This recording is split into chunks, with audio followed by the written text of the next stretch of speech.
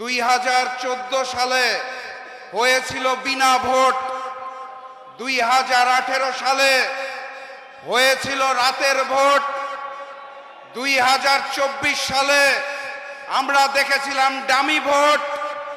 Fascist Sheikh হাসিনার পতনের পর ভেবেছিলাম 2026 সালে হবে আসল ভোট, কিন্তু 2026 সালে হয়েছে ম্যানেজ ভোট।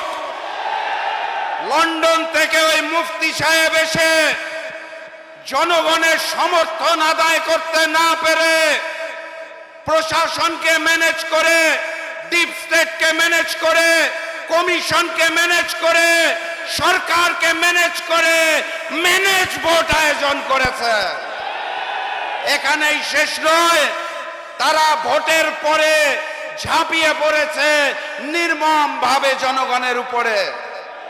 2018 সালে ধানের শীষে ভোট দেওয়ার জন্য যেভাবে করে গণধর্ষণ হয়েছিল, 2026 সালে এসে ধানের শীষে ভোট না দেওয়ার কারণে গণধর্ষণ আমরা দেখতে পেয়েছি। মজলুম যখন জালিম হয়ে যায় তখন আল্লাহর আরশ কেঁপে ওঠে। আমি লন্ডনের মুফতি আর নতুন জালেমকে বলতে চাই, মজলুমরা হারতে জানে না, মজলুমরা কাঁদতে জানে না, মজলুমরা থামতে জানে না। আমরাও থামবো না ইনশাআল্লাহ। বিজয়ের পথে যাত্রা শুরু, জীবন অথবা মৃত্যু। আসসালামু আলাইকুম।